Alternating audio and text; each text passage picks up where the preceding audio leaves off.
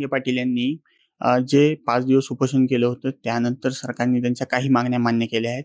त्यातील एक महत्त्वाची मागणी म्हणजे हैदराबाद गॅझेट. या हैदराबाद गॅझेटला सरकारने मान्यता दिली आहे, परंतु त्यातून खरंच ओबीसीतून आरक्षण मिळू शकते का, अशी चर्चा मराठा समाजात रंगली आहे. याबद्दल आपण वकील असीम सरोदे सर यांच्याशी चर्चा करणार आहोत. सर, काल जे सरकारनं मनोजदादा जरांगे यांना गॅझेट लागू करण्याचं सांगितलं आहे, त्यातनं खरंच गॅझेट लागू होऊन ओबीसीतून आरक्षण मिळू शकते का? आता याची सुरुवातच जी आहे गॅझेटची, तर आपण वाचलं तर त्या दिसते हैदराबाद गॅझेटियर मधील नोंदी विचारात घेऊन मराठा समाजाच्या पात्र व्यक्तींना कुणबी किंवा मराठा कुणबी किंवा कुणबी मराठा जातीचे प्रमाणपत्र देण्यासाठी कार्यपद्धती विहित करण्याबाबत. आता याच्यामध्ये पात्र व्यक्ती हा एक महत्त्वाचा विषय आहे आणि गॅझेटियर मधली नोंदी विचारात घेऊन असं म्हटलेलं. म्हणजे याचा अर्थ काय की या गॅझेटियर मध्ये नोंदी असतील तरी त्या सिद्ध कराव्या लागतील. त्याच्याबद्दलची पात्रता त्या व्यक्तींना सिद्ध करावं लागेल. पात्रता सिद्ध करण्यासाठी मग काही कागदपत्र त्यांच्याजवळ असले पाहिजे, ते कागदपत्र त्यांनी दिले पाहिजे. इथे त्यांनी स्पष्ट म्हटलेलं आहे की मराठा समाजातील भूधारक तसेच भूमिहीन शेतमजूर किंवा बटईने शेती करत असलेल्या व्यक्तींकडे शेतजमिनीची मालकी असल्याचा पुरावा नसल्यास त्यांनी 13/10/1967 पूर्वी ते किंवा त्यांचे पूर्वज संबंधित स्थानिक क्षेत्रामध्ये राहत असल्याबाबत प्रतिज्ञापत्र सादर करावे. आता काय होतं आहे की अशा पद्धतीने प्रतिज्ञापत्र जेव्हा मागण्यात येते तेव्हा आपण संपूर्ण या समाज समूहाला एका भ्रष्टाचाराच्या खाईत ढकलून देत असतो.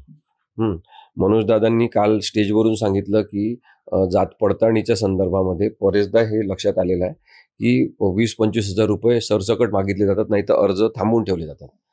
तर म्हणून माझं असं म्हणणं होतं की प्रक्रिया ही पारदर्शक पद्धतीने स्टेप बाय स्टेप याच्यामध्ये नमूद करायला पाहिजे होती. कारण हैदराबाद गॅझेटियर तर आधी स्वीकृत आहे, सरकारने ते स्वीकारलेलंच आहे. त्याच्यामुळे ते स्वीकारल्यावर आता मग ओबीसी प्रवर्गामध्ये कुणबी मराठा, मराठा कुणबी अशा नोंदी असणाऱ्यांचा समावेश कसा करण्यात येईल याबद्दलची प्रक्रिया नमूद करायला पाहिजे होती. जास्त करून या 2 पानांमध्ये तर इतिहासच लिहिलेला आहे की निजामाच्या वेळेसचा इतिहास आणि त्याच्यानंतरचा इतिहास, हे सगळं जे आहे ते आवश्यक जरी असलं तरी तो काही खूप मोठा गॅझेटमधला भाग नाही.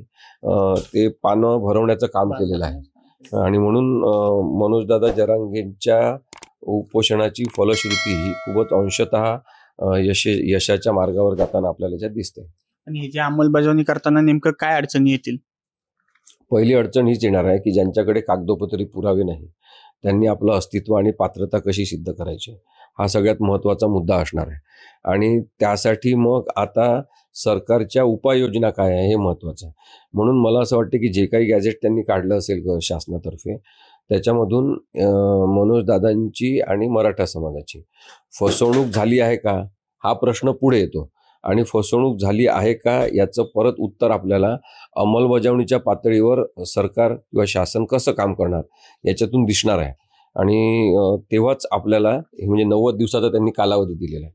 तर 90 दिवसाच्या कालावधीमध्ये टप्प्यांनी काय काय काम करायचं असं स्टेप बाय स्टेप प्रक्रिया लिहिली असती तर पारदर्शकता अधिक वाढली असती. आता आणखी एका आंदोलनाची तयारी करण्यासाठीची सामुग्री आहे असं आपल्याला याच्याकडे या गॅझेटकडे या नोटिफिकेशनकडे बघायला पाहिजे. सरकारनं जरी GR काढला असलं तर ह्याला उद्या कोर्टात चॅलेंज होऊन ही GR रद्द होऊ शकतो का? GR रद्द होण्यापेक्षा GRच्या संदर्भातली जी प्रक्रिया वापरण्यात येणार आहे ती प्रक्रिया जर दूषित असली, ती प्रक्रिया जर कलुषित स्वरूपाची राजकीय असली आणि हा GR काढण्यामागे जर सरकारची नियत साफ नसेल तर त्या संदर्भातले प्रश्न नक्कीच विचारले जाऊ शकतात असं मला वाटतं. पण आता 79 लाख नोंदी काहीतरी सापडल्यात, त्यातील 2 ते 3 हजार लोकांनाच कुणबीतून आरक्षण मिळाले. मग त्या बाकीच्या नोंदींचं काय होणार आणि त्याला सुद्धा कोर्टात चॅलेंज होऊ शकतं का? बघा आता जसं की ते कोण आपले ॲडव्होकेट सदावर्ते अशासारखे काही लोक आहेत जे असंच थेट बोललं जातं की ते कदाचित राजकीय स्वरूपाची भूमिका घेतात कारण की ते एका विशिष्ट राजकीय पक्षाच्या नेत्यांनी त्यांना जोपासलेलं आहे. मग अशा वेळेस हे काही लोक पुढे आणण्यात येतील. याच्यामध्ये तुम्ही आक्षेप घ्या, न्यायालयामध्ये प्रकरण लटकून ठेवा, असं सांगण्यात येऊ शकते. त्यामुळेच मी म्हटलं की GR काढण्यामागे प्रामाणिकता जर असेल तर ते षडयंत्राच्या स्वरूपात कोणतेही काही नसलं पाहिजे. आणि षडयंत्राची काय म्हणतो त्याला आपण अंमलबजावणी ही आपल्या माणसांमार्फत करण्यासाठी मुद्दाम काही जणांना पुढे करायचं असं सुद्धा राजकारणाच्यात व्हायला नको. कारण की प्रश्न लोकांच्या शिक्षणाचा आहे, प्रश्न लोकांच्या रोजगाराचा आणि रोजगाराच्या संधीचा आहे. आरक्षण हा काही कायमस्वरूपी उपाय असू शकत नाही असं डॉक्टर आंबेडकरांनी वारंवार सांगितलेलं आहे. आरक्षण हे पॉझिटिव्ह डिस्क्रिमिनेशन आहे, सकारात्मक भेदभाव आपण केलेला आहे की समानतेच्या पातळीवर सगळ्यांना आणण्यासाठी केलेला आहे. याची अत्यंत स्पष्ट कल्पना डॉक्टर बाबासाहेब आंबेडकरांच्या डोक्यामध्ये असल्यामुळे त्यांनी संविधानात तशी तरतूद केलेली आहे. आरक्षण राहूच नये अशा पद्धतीने सर्वांना समानतेवर आणायचं हळूहळू ही योजना जी आहे ती प्रक्रिया आहे आणि ती प्रक्रिया प्रामाणिकतेने राबवायला पाहिजे असं मला वाटते. जर मराठा समाजातल्या सगळ्यांना शिक्षणाच्या संधी दिल्या आणि शिक्षण मोफत दिलं ग्रॅज्युएशनपर्यंत सगळ्यांना, तर मग खर्चाची तरतूद करण्याची गरज नाही, तो एक महत्त्वाचा प्रश्न संपतो. त्याच्यानंतर जर रोजगाराच्या संधी कशा राहतील, कुठे कुठे मिळणार या संदर्भातलं काही परिपत्रक काढलं असतं, GR काढलं असतं, त्याची माहिती जाहीर केली असती, तर रोजगाराच्या संधी मिळाल्यावर लोकांचा उदरनिर्वाहाचा प्रश्न संपतो. मग आरक्षण कोणी मागणारच नाही. त्यामुळे आरक्षण मागण्याची गरज बेसिकली शिक्षणासंदर्भातली आणि रोजगाराच्या संदर्भातली असेल. तर मग सरकार जे म्हणतात की नाही 50%ची मर्यादा आम्ही वाढवू शकत नाही, तर ठीक आहे, 50%ची मर्यादा वाढवू शकत नाही हे कायद्याचं सत्य आहे, ते सर्वोच्च न्यायालयाच्या निर्णयातून आलेलं आहे. पण मग जे लोक विनाकारण निवडणुका जिंकण्यासाठी लाडकी बहीणसारख्या योजना काढून करोडो रुपये सरकारचे खर्च करतात, उधळपट्टी करतात, अक्षरशः म्हणजे मतं मिळाले पाहिजे एवढ्याच कारणासाठी एवढे पैसे उधळले जातात. जी योजना कालबाह्य आहे, लागू होऊ शकत नाही, जी अनावश्यक आहे त्याच्यावर खर्च करतात. तर मग लोकांच्या जीवन जगण्याच्या हक्कावर हे पैसे खर्च करता येणार नाही का? म्हणून मग शिक्षणासंदर्भात आपण बोललं पाहिजे असं माझं मनोजदादा जरांगेंना सांगणं होतं. पण माझा निरोप पूर्णपणे त्यांच्यापर्यंत पोचला नाही. कदाचित पुढच्या आंदोलनाचं हे खतपाणी म्हणून हा GR आपण पाहू शकतो, जो अपूर्ण स्वरूपाचा आहे माझ्या दृष्टीने. पुन्हा एखादं आंदोलन त्यांना करायला लागू नये, परंतु आंदोलन करण्यापूर्वी यानंतर अभ्यासपूर्ण पद्धतीने अहवाल तयार करणं, कायद्याच्या तरतुदी लक्षात घेऊन सरकारला तशा प्रकारची प्रक्रिया स्पष्ट असलेली मागणी करणं हे खूप आवश्यक राहणार आहे असं मला वाटतं. सरकारने GRच्या माध्यमातून मनोज जरांगे पाटील यांची फसवणूक केली.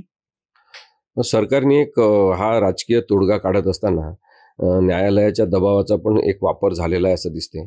आणि न्यायालयाने जो निर्देश दिला त्याच्यामध्ये न्यायालयाची अडचण झाली. त्या इमारतीच्या पलीकडे आजूबाजूला सुद्धा सगळे लोक जमलेले होते, त्यामुळे त्यांना सुद्धा एका ठिकाणी कार लावून पायी न्यायालयात जावं लागलं वगैरे त्यांनी सांगितलेलं आहे.